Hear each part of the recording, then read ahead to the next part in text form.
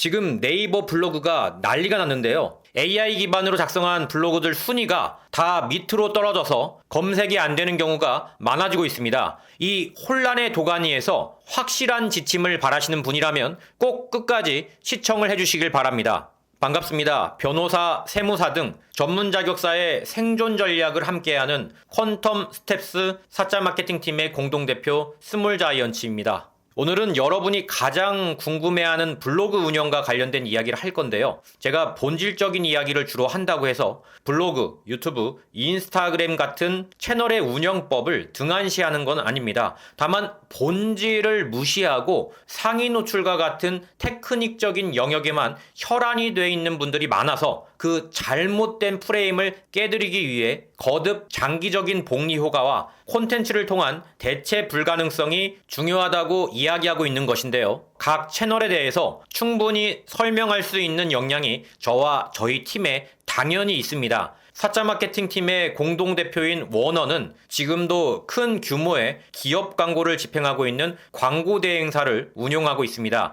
이외에도 유튜브, 블로그, 인스타그램을 집중적으로 연구한 인재들을 다 보유하고 있기 때문에 어떤 광고 대행사와 견주어도 자신이 있다는 이야기인데요. 이런 맥락에서 오늘은 상위 노출과 블로그 품질이라는 테크닉적인 부분을 좀 언급하겠습니다. 최근에 이슈가 된 사건이 있는데요. 먼저 네이버 측의 공식 공지를 보시죠. 공지를 분석해보면 유사문서, 그러니까 과거에 누군가 또는 자신이 썼던 문서를 복사 붙여넣기나 짜집기 하는 것을 걸러내는 시스템을 더 강화하겠다는 것입니다. 특히 AI로 문서를 작성하는 경우를 언급하고 있는 부분을 주목하셔야 합니다. 자동 생성된 저품질 콘텐츠라고 써있죠. 그리고 실제 경험에 기반하지 않은 광고성 도배글이라고 지칭하고 있는데 이것은 결국 키워드 상위 노출을 확보하기 위해 작업 형식으로 쓴 글을 다 총칭합니다. 이게 2025년 2월 28일 글인데요. 그럼 왜 이런 공지가 떴는지를 생각해 봐야 합니다. 변호사, 세무사 등 이 영상을 보시는 전문 자격사분들이 네이버 블로그를 한 번이라도 검색해 보셨다면 아시겠지만 최근에 GPT나 클로드 등 AI로 쓴 글들이 엄청나게 많이 늘어났습니다. 과거에는요. 본인이 작성하지 않고 광고 대행 업체가 대량으로 문서를 작성할 경우에 이 블로그 저 블로그에 창을 띄워놓고 표현만 바꿔서 짜집기를 하는 방식을 썼거든요. 그런데 GPT나 클로드 같은 생성형 AI가 나오게 되면서 이런 복잡한 작업을 하지 않게 됐습니다. 프롬프트에 이런 글을 써줘라고 입력하면 너무 편하게 글이 나왔거든요. 결국에는 네이버가 칼을 빼든 것이죠. 실제로 AI만 작성한 블로그 대부분이 저품질 또는 품질 저하의 직격탄을 현재 맞았습니다. 앞으로도 이런 기조는 계속될 것으로 보이고요. 제가 강의에서도 설명했지만 네이버가 원하는 건 결국 자연스러움입니다. 자연스럽게 작업하지 않고 작성자 본인이 쓴 글을 우선으로 쳐주는 게 네이버 정책의 본질인데요. 그럼 이처럼 GPT 등으로 작성한 글을 어떻게 걸러내느냐? 이 메커니즘 역시 AI로 작동됩니다. 전쟁터에서 드론을 통해 드론을 격추하듯이 AI가 AI를 잡는 세상이 온 거죠. 이 지점에서 여러 마케터들이 주장하는 부분들을 제가 시청해 봤는데요. 전문 자격사 영역에만 관련해서 제 생각과 여러분이 해야 할 확실한 방향을 좀 말씀드리고자 합니다. 첫째로 가장 중요한 건 글은 본인이 써야 한다는 겁니다. 저는 이 문제가 발생하기 전에도 항상 주장해 왔습니다. 대행사가 짜집기한 글은 전문성이 없기 때문에 네이버에서 당연히 싫어한다고요. 유사문서에 대한 이야기는 제가 직접적으로 언급하진 않았지만 역시 같은 맥락입니다. 앞에서 말씀드렸듯이 네이버는 자연스러운 것을 좋아하죠. 자연스럽다는 건 본인이 직접 쓴 글이어야 가능합니다. 따라서 본인이 직접 새로 글을 써야 합니다. 이게 원칙입니다. 자신의 과거 글을 복사 붙여넣기 해도 당연히 문제가 되기 때문에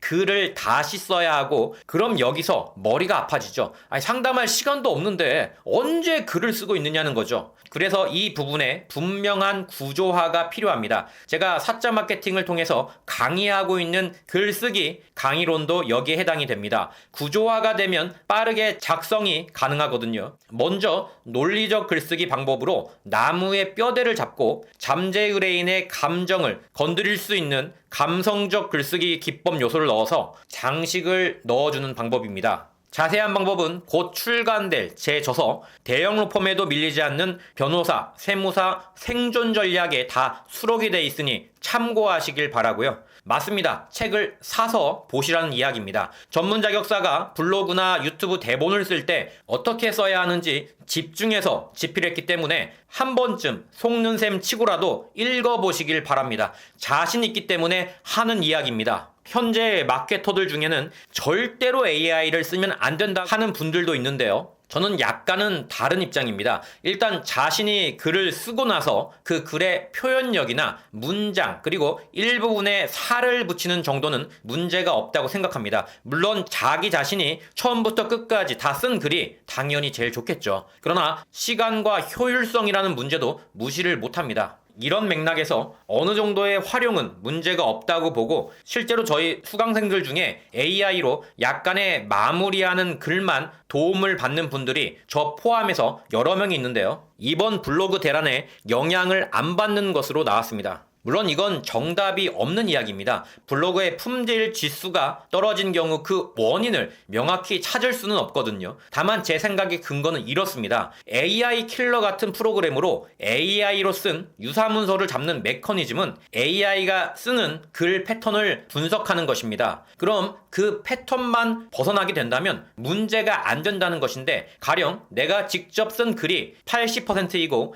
AI가 살을 붙여준 부분이 20%라고 했을 때 과연 이걸 유사문서라고 할 수 있느냐는 거죠. 더 나아가 전체 글은 내가 썼지만 표현과 문장만 조금 더 유려하게 고친 경우에 이건 역시 유사문서에 해당될 가능성은 낮아 보인다는 게 제 지론입니다.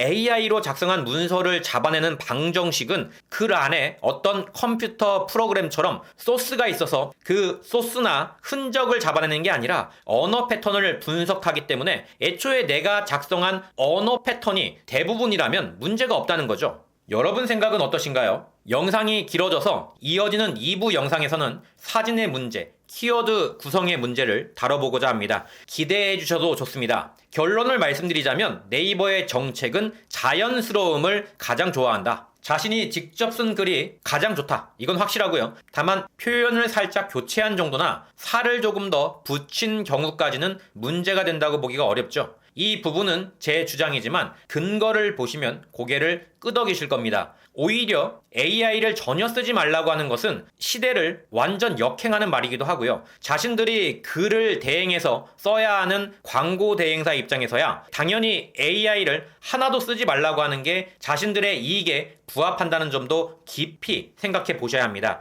AI를 쓰면 광고 대행사를 통해 글을 써야 할 이유가 없으니까요. 영상이 유익했다면 구독과 좋아요 그리고 알림 설정까지 꾹 눌러주시면 정말 감사하겠습니다. 전문적인 법률 상담과 더 많은 정보가 필요하신 분들은 아래 고정 댓글에 남겨둔 정보를 확인해 주시길 바랍니다. 오늘도 시청해 주셔서 진심으로 감사드립니다. 다음 영상에서 또 뵙겠습니다.